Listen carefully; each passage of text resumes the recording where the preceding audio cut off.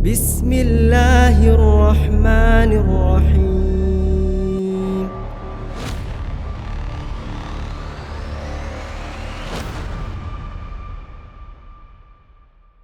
Sebelum saya masuk pertanyaan juga ada hadis Nabi yang mulia yang kita jadikan pegangan.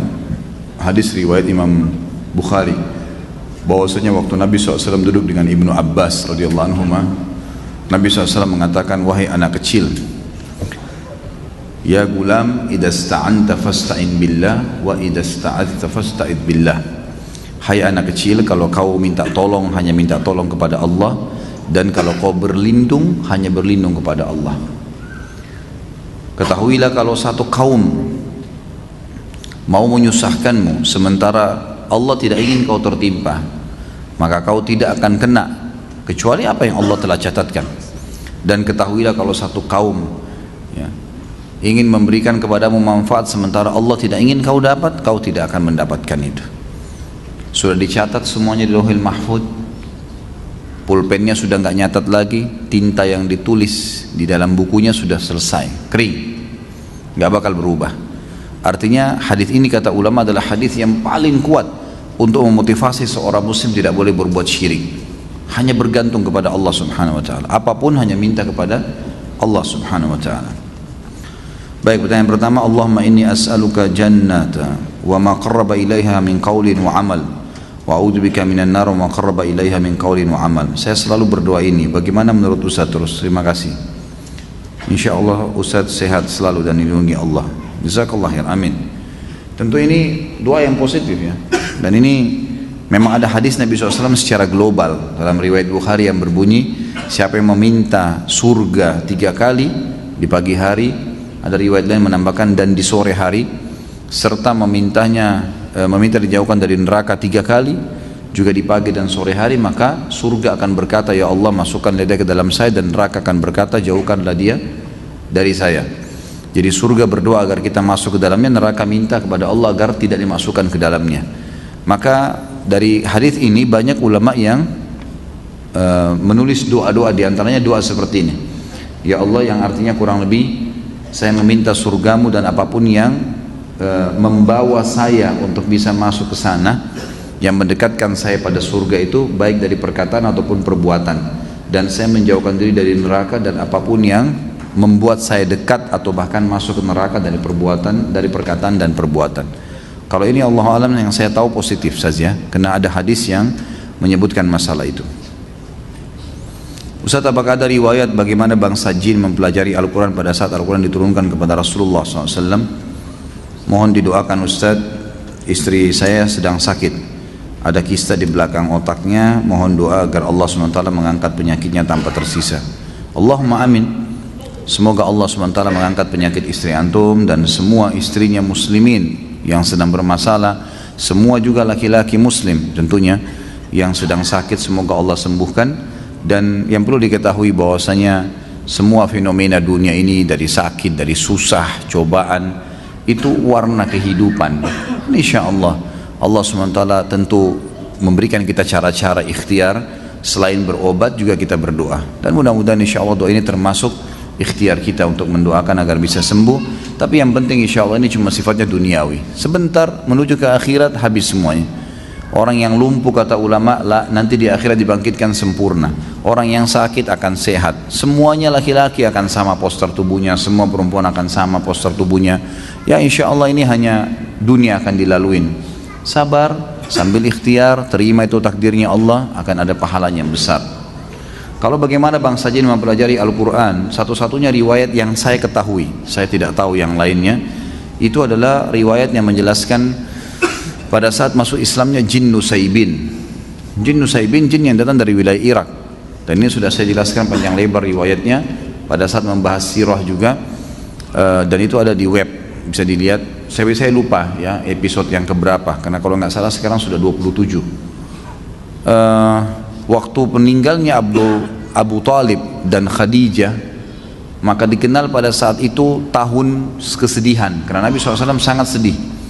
Maka Allah SWT menghibur Nabi SAW dengan 2 kejadian besar, masuk Islamnya jin Nusaybin dan Isra dan Mi'raj. Nah, masuk Islam jin Nusaybin diceritakan oleh Ibnu Mas'ud radhiyallahu anhu dalam hadis yang sahih. Beliau mengatakan, saya pernah jalan bersama Nabi SAW ke wilayah dekat Ma'la, kuburan yang masyarakat Mekah pada saat itu, dan Khadijah dikubur di situ radhiyallahu anha. Maka Nabi SAW menggaris sebuah garis lalu mengatakan kepadaku, jangan kau ikut. Lalu kemudian aku melihat Nabi SAW jalan terus menuju ke sebuah padang yang luas. Lalu aku melihat ada orang-orang yang mendekati Nabi SAW yang kepala mereka seperti kendi. Lalu mereka terus mengurumuni Nabi SAW sampai hampir menutupinya. Maka saya pun berdiri ingin membantu Nabi SAW. Maka Nabi memberikan isyarat dari jauh agar saya duduk, gitu kan. Maka saya mendengarkan Nabi SAW membacakan ayat-ayat Al-Quran kepada mereka.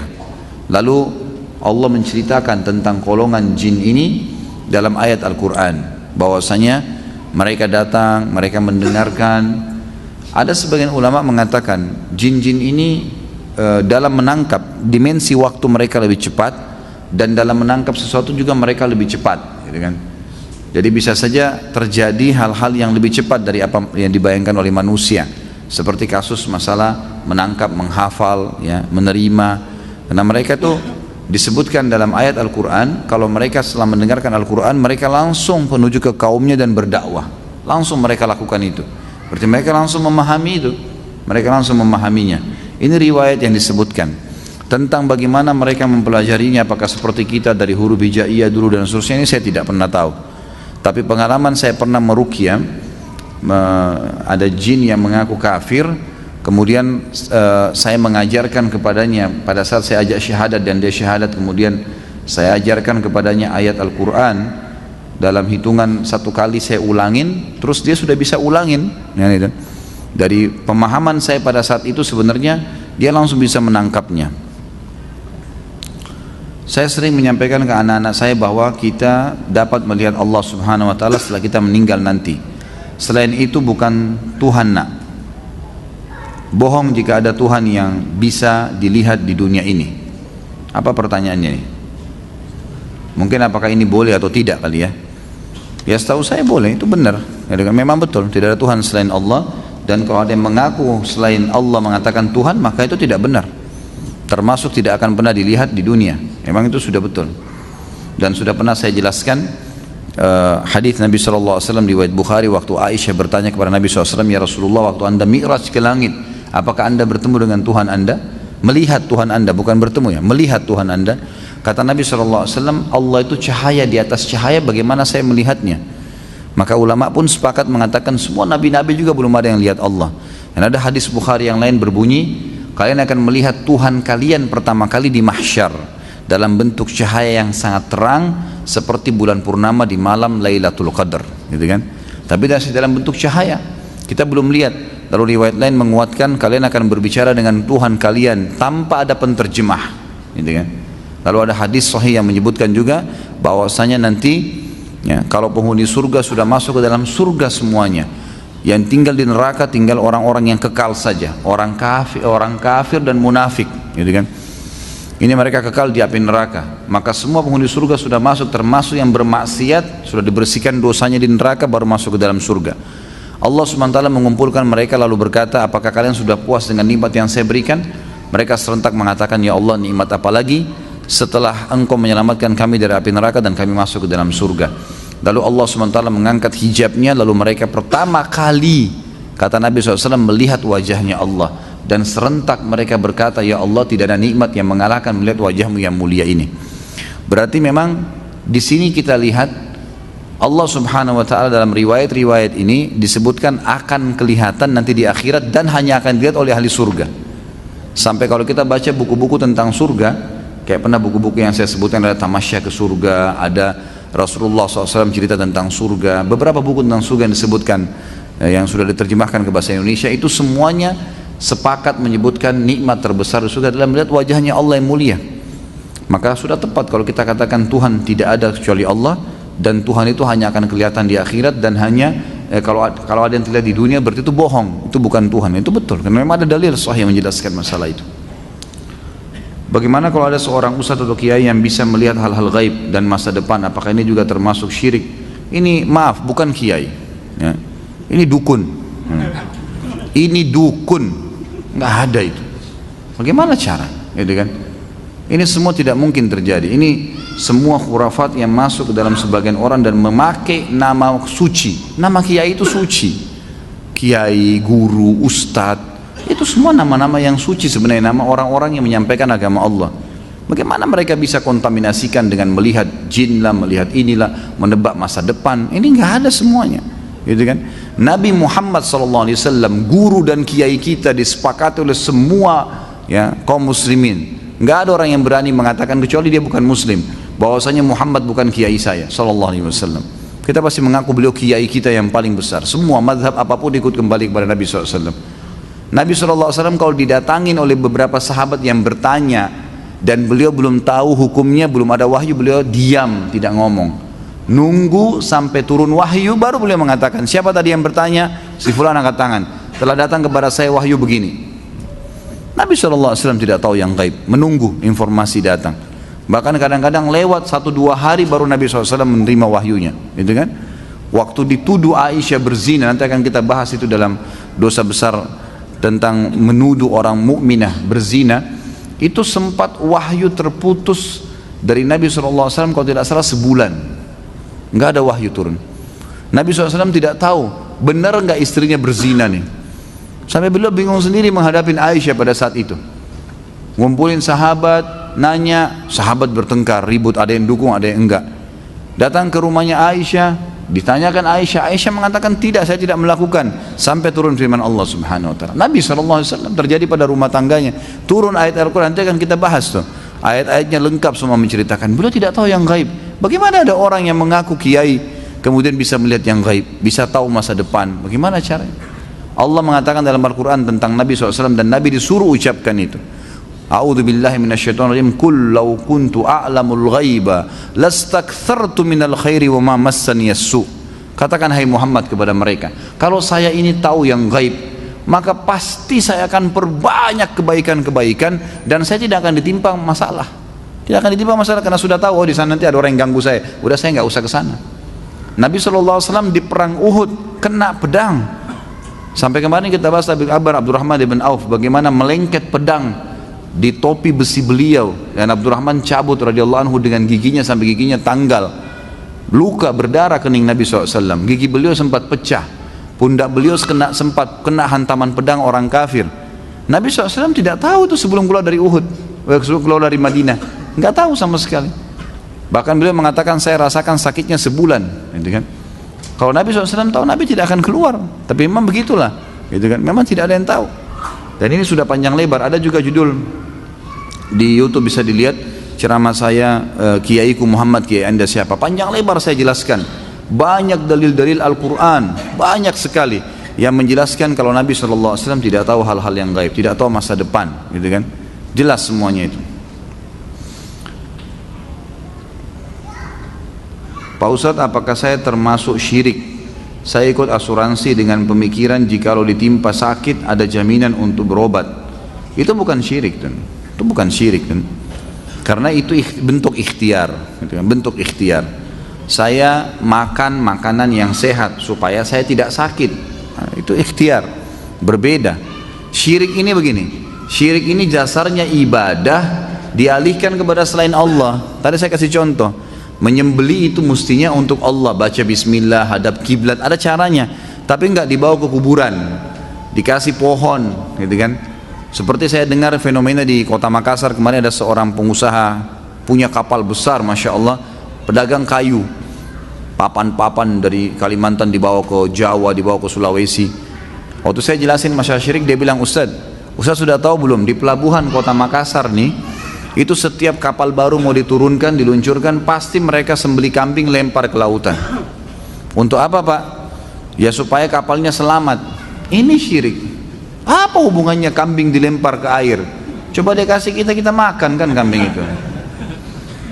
Kasih orang miskin, anak yatim lebih baik. Ngapain dilempar? Hanya dimakanin oleh ikan. Tapi bagi syaitan, dia nggak penting antum ini mau sembeli kambing atau nyamuk, yang penting syirik, yang penting nyembeli niatnya untuk selain Allah, gitu. Yang penting dia sekutukan Allah di situ. Doa disuruh minta hanya kepada Allah, enggak datang minta-minta kepada benda, pohon, kuburan. Saya sudah kasih contoh. Ada fenomena banyak di Indonesia kuburan-kuburan yang dikultuskan kalau itu kuburan hebat, gitu kan? Maka mereka kalau baru menikah datang ke sana minta diberkahi. Ini nggak boleh semuanya. Dari mana ini? Taruh air di kuburan 3 hari dianggap berkah. Padahal kalau dia taruh di kulkas enak dingin tuh. Taruh di kuburan ngapain gitu? Orang butuh didoain gitu. Sekarang sudah tambah hebat nih, teman-teman lagi pada kirimin saya masuk di WhatsApp tuh. Sekarang kuburan dipasangin MP3 Al-Quran supaya 24 jam ngaji. Kalau begitu enak sekali koruptor tuh. Hah? Pezina, pemabuk, pasangin aja Al-Quran itu katanya diampuni dosanya. Luar biasa, ini dari mana? Tidak pernah dalam riwayat Nabi datang baca Al-Quran di atas kuburannya sahabat. Kenapa kita ini tidak mau kembali ke riwayat yang benar sih? Suka iseng nyari sesuatu yang tidak ada dasarnya, kenapa itu? Hah? Wahyu sudah ada, Al-Quran sudah lengkap 30 juz, hadis sudah jutaan jumlahnya, baca itu. Ini kebanyakan karena kamu baca ini, kamu membaca, akhirnya begitu, ngarang-ngarang sembarangan. Kita sudah punya rujukan kok, gitu. Kenapa harus ke sana sini? Gitu. Adakah doa yang dapat ditujukan kepada seseorang untuk dia membayar hutangnya pada kita? Setahu saya tidak tahu ya, ada riwayat khusus masalah ini. Yang ada riwayat itu kalau kita terlilit utang, gitu kan?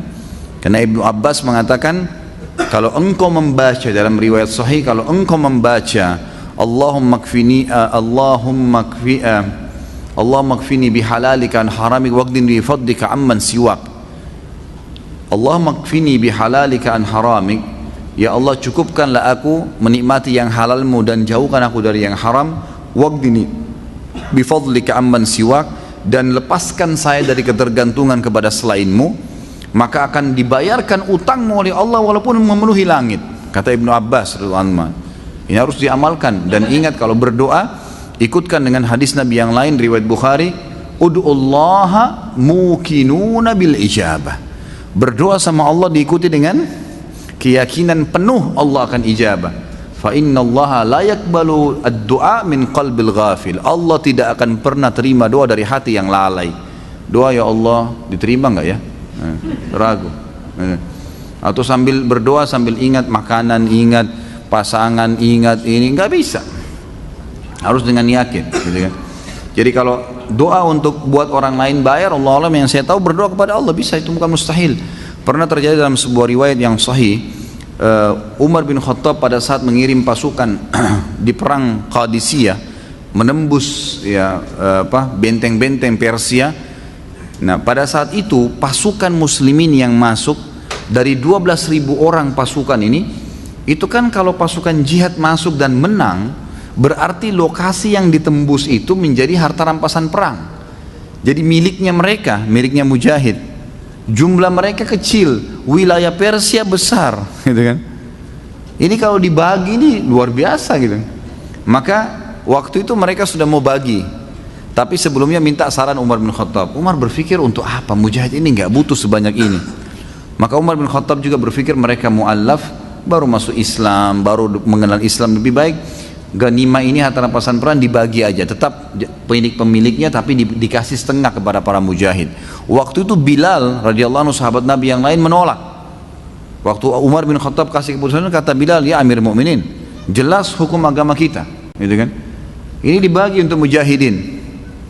Maka Umar bin Khattab mengatakan, wahai Bilal, pikirkanlah, kalau kau mendapatkan sekian bagian dari Persia, kau mau apain tuh harta?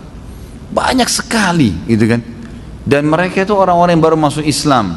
Lebih baik kamu berbagi dengan dia sambil kamu ajarkan Islam. Ini pendapat Umar. Tapi Bilal tetap ngotot, nggak mau. Kata Umar, saya pun meminta tolong kepada Allah agar melunakkan hati Bilal melalui doa malam saya. Maka Umar bin Khattab sujud berdoa kepada Allah di salat malam, ya Allah lunakkanlah hati Bilal, ya Allah lunakkan, terus begitu. Kata Umar radhiyallahu anhu, pas tiba habis sholat subuh, Bilal datang kepada saya mengatakan, saya ridho kepada hukummu hai Amir Mukminin, gitu kan? Jadi bukan mustahil berdoa, doakan, ya Allah lunakkan hatinya supaya dia bisa membayar utangnya, gitu kan? Sambil tentu kita muhasabah teman-teman sekalian. Jadi kadang-kadang kita juga ini terlalu banyak terlalu pintar menyalahkan orang, tidak bermuhasabah. Apa yang terjadi, sesuatu yang terjadi pada kita, yang paling pertama hisab diri kita dulu. Ada masalah apa saya ini? Jangan sampai orang ini gunjing karena saya pernah gunjing orang. Jangan sampai utang ini mungkin saya pernah utang sama orang saya nggak bayar. Jadi kita muhasabah dulu. Kalau kita sudah tidak temukan variabel kesalahan kita, nah baru gitu. Baru kita mungkin ini cobaan murni, bukan karena kesalahan saya. Tapi kalau kita memang dasarnya ada kesalahan dulu, mintalah kepada Allah mudah-mudahan jadi pengampunan dosa gitu. Yang kedua, apakah sombong termasuk ya riya? Beda. Sombong dosa sendiri. Nanti ada bahasanya, dosa besar sendiri dia. Sombong itu berbeda. Riya ini kan dia menghiasi ibadahnya untuk makhluk. Sholat diperindah karena ada atasan di sebelah. Nah itu riya. Sedekah untuk dipuji. Nah itu riya, gitu kan? Pergi haji untuk pamer-pamer. Nah itu riya. Tapi kalau sombong beda. Memang sombong itu menolak kebenaran, gitu kan? Menolak kebenaran dan menganggap remeh orang. Itu sombong. Nanti akan ada bahasanya tentu. Jadi berbeda. Sombong tidak termasuk di sini, tapi dia dosa besar sendiri. Ketika Idul Adha sebentar lagi, mana yang lebih afdal, berkurban sapi atau kambing? Bolehkah berkurban sapi tapi patungan misal 7 orang membeli 1 sapi? Apakah jika mampu namun tidak berkurban berdosa? Bagaimana jika belum mampu namun ingin mendapat pahala berkurban? Ini sebenarnya 5 pertanyaan tapi dirapat-rapatin. Tapi nggak apa-apa lah. Ini mungkin karena saya sudah biasa tegur ya. Jangan terlalu banyak gitu. Baik, afdalnya kambing dan domba. Karena Nabi SAW berkorban dengan kambing dan domba. Harus itu.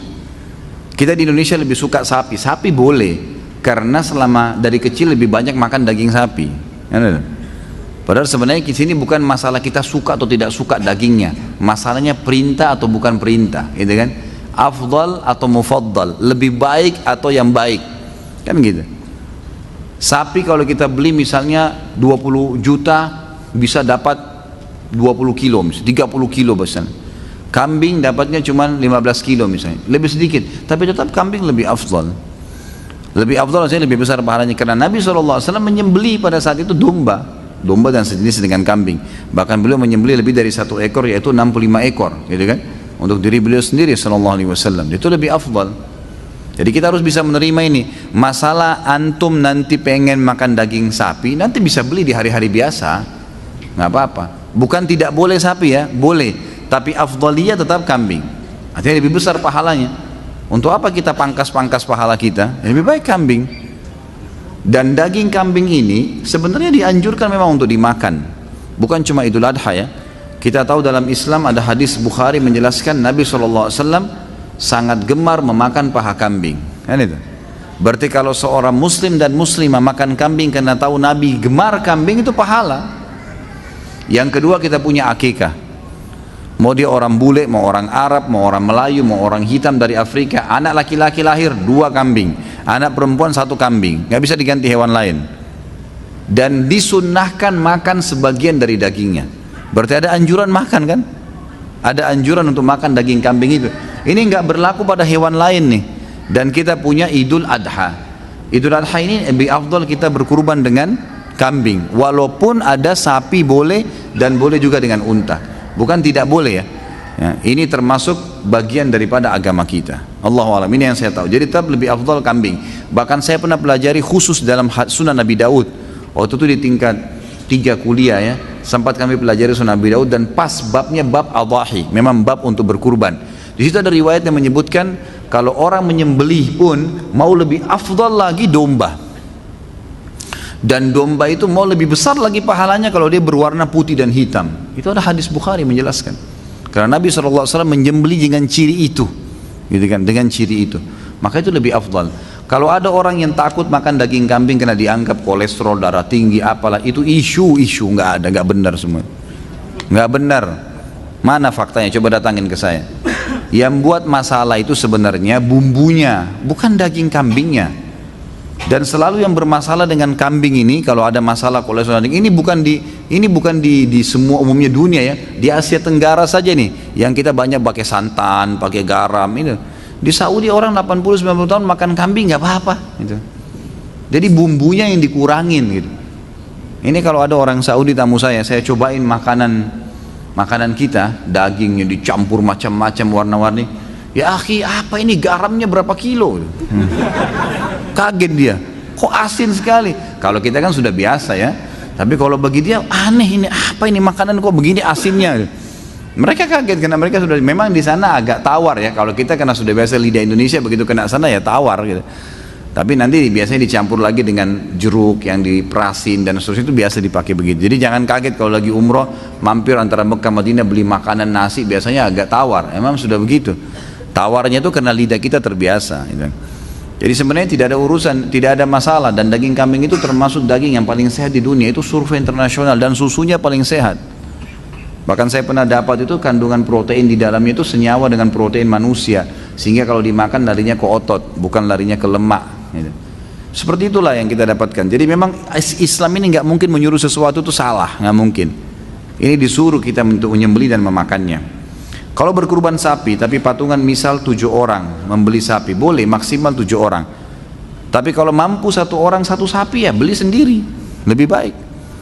Jangan dipaksain. Ada orang subhanallah, ini cuma 3 orang yang bayar sapi, tapi masih 3 orang nih, siapa lagi mau ikut 4? Nggak usah ikut 4, 3 orang juga sudah cukup. Kan makin sedikit orang yang ikut, ya makin besar pahalanya.